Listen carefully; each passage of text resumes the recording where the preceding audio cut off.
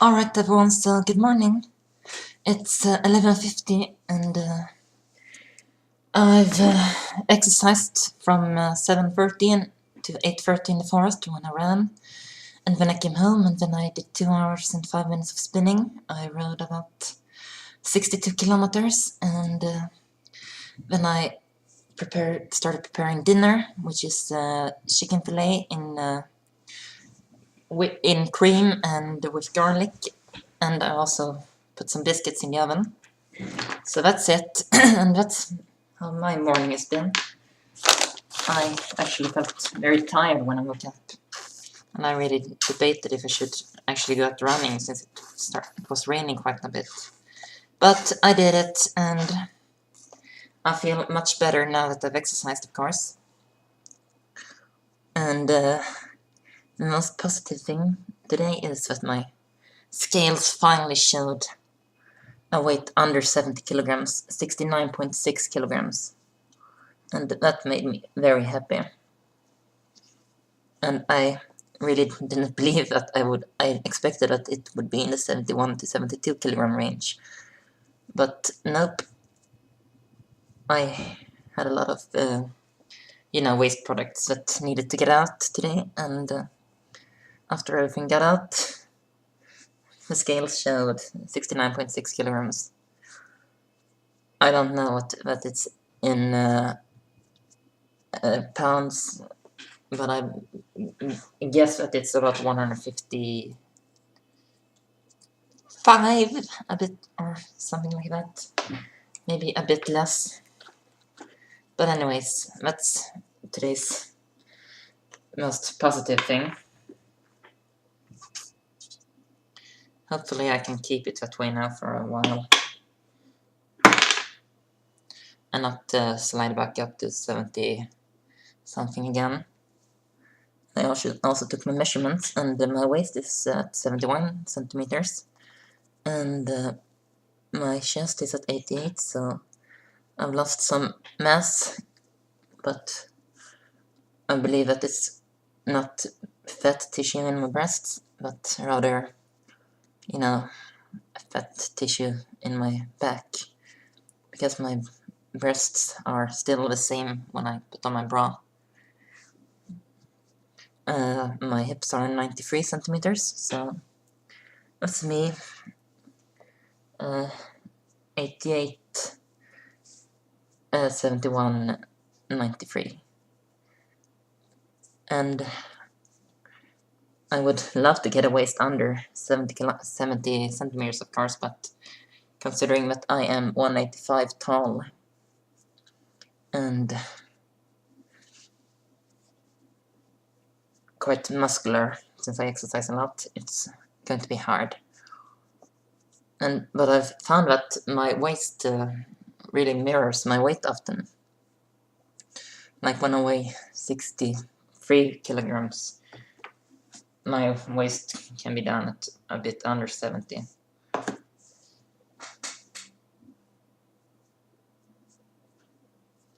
And I don't want to dip too far, but I was thinking that 67 kilograms is a good target weight for me.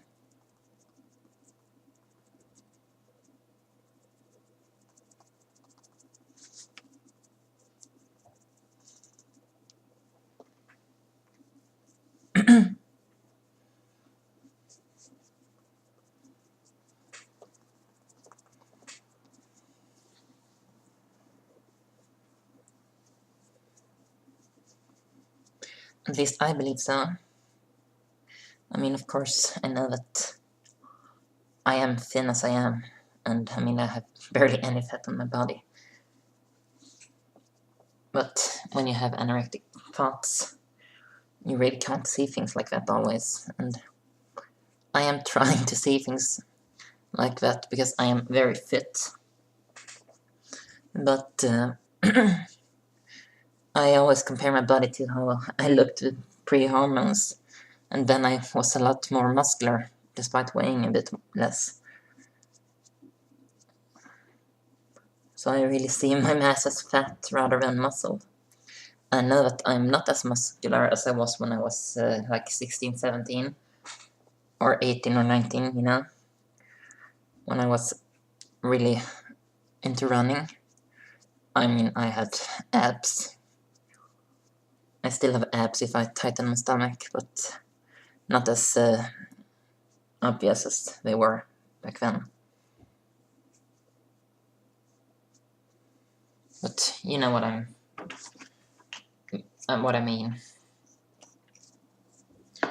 I mean, having estrogen in your body really makes it hard for you to build muscle. And I'm perfectly fine with that.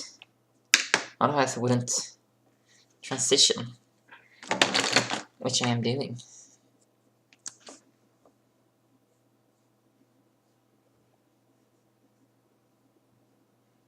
And yesterday I also contacted a guy that's my age that was in the same athletic club as Göta when I ran competitively. I was a lot better than him, but that was then. And we've talked a bit on Facebook, and he's back running. And I told him that I'm transitioning, and that I'm just running more for staying fit than to compete in anything. And that's how it is. I mean, I'm not going to run any races anymore in my life, I believe.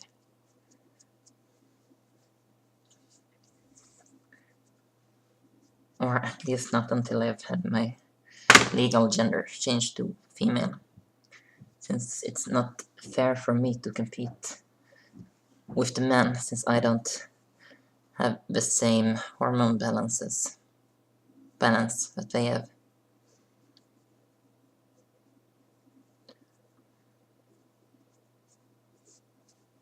I did at one time, but that's not now anymore. That's how it is when you are transsexual or transgender, or whatever you want to call it.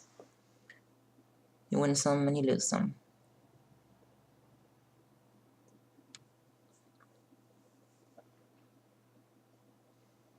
And I've won, you know, a better mental condition, but I've lost my running performance that I had once. But that was also because I have had continuous injuries, and that's why I decided to transition when I did, or start my transition at least, because I felt that I'm not going to be able to compete any longer, so I just started taking estrogen and anti-androgens. I started with Spiro, and I also took some progesterone for a while, but I really didn't feel that it had any effect at all on me. And that might be because I weighed 65 kilograms or so when I started my transition.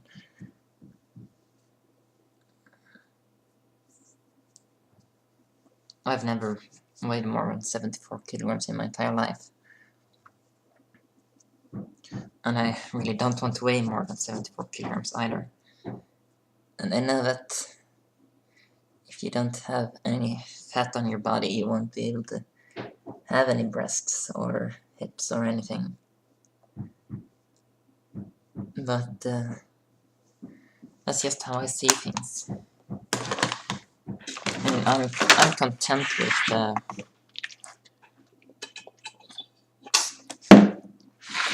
not having that much, because I know that you can get surgery,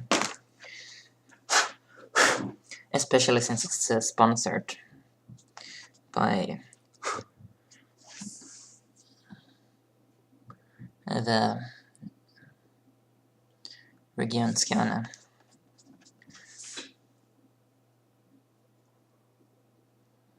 And I mean, I don't want huge breasts anyway. I mean, I just want, you know, some curves, so people can see that I'm a female and not a male. Because when you are as thin as I, you really don't have any curves at all.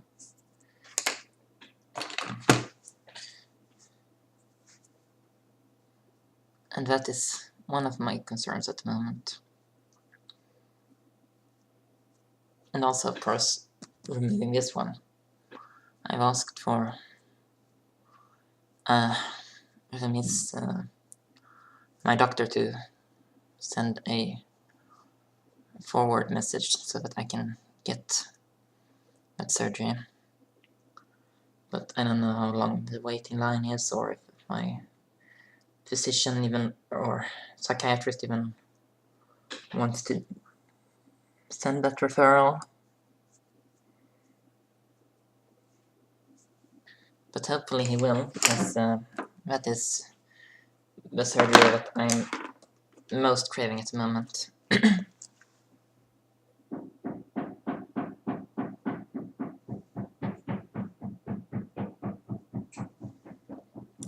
Of course, I want to have a facial feminization surgery as well, but that's something you have to pay for yourself, and I don't have that money. I mean, I really don't have any money anymore. Not since my dad stole most of it, if you can call it that, by forcing me to pay rent to him when I lived in the house. When I didn't have any income. Or else I would be evicted.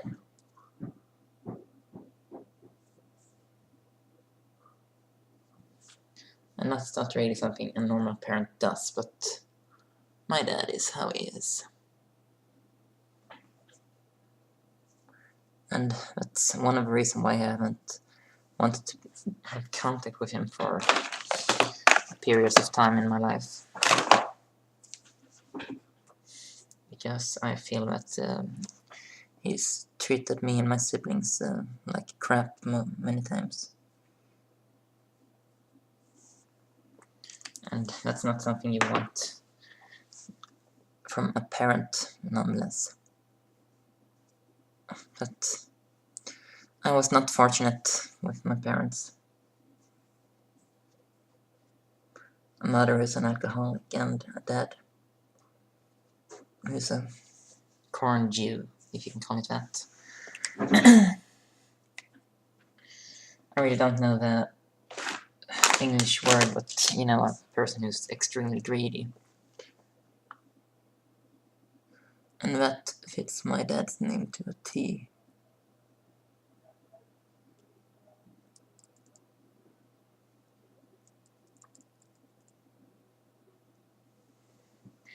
I mean, I'm never pleasantly surprised by anything he ever does, and that is one of the hardest things you have to realize with him.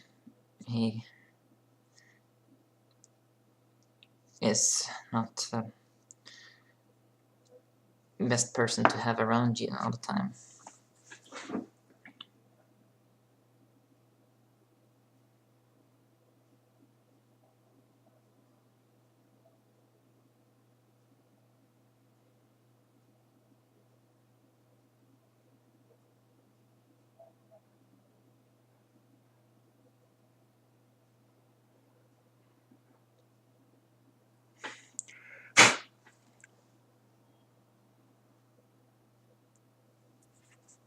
Stupid mascara.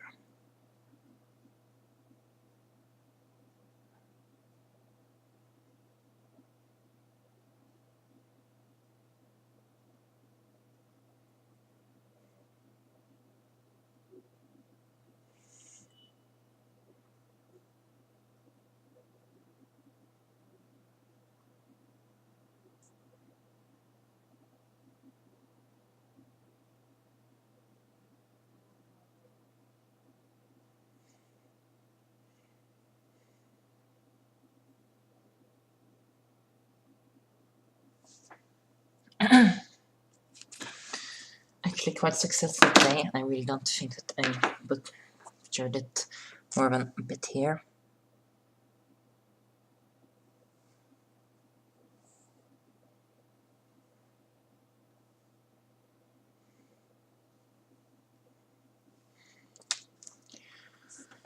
And if it's that small amount, it's great. I mean, people who follow my videos can see that sometimes I look hideous.